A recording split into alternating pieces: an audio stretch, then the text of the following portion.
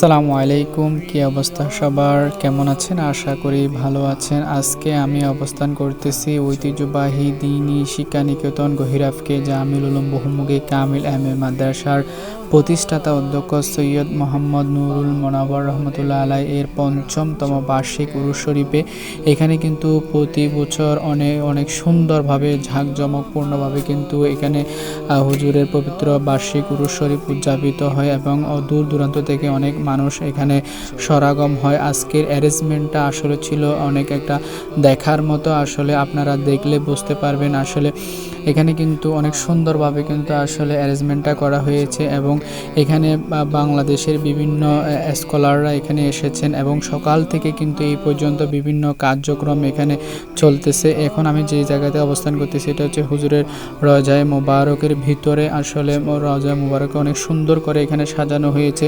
এখানে বিশেষ বক্তা হিসেবে উপস্থিত ছিলেন হযরতুল হাজ আল্লামা আবুল কাশেম নুরি হুজুর সাহেব এবং এখানে আরও বিশিষ্ট মিডিয়া বক্তা হিসাবে উপস্থিত ছিলেন মুফতি মোহাম্মদ উসমান গনি সালেহী হুজুর এবং এখানে আরও বিশিষ্ট মিডিয়া ব্যক্তিত্ব হিসাবে উপস্থিত ছিলেন উদীয়মান তরুণ বক্তা সাইফুল আজম বাবর আলা জাহারি হুজুরের বক্তব্যগুলা কিন্তু বর্তমান প্রজন্মের জন্য কিন্তু একটা অনুপ্রেরণা হিসাবে কাজ করে এবং হুজুরের বক্তব্যগুলা কিন্তু অনেক সুন্দরভাবে হুজুর কিন্তু বক্তব্যগুলো উপস্থাপন করেন।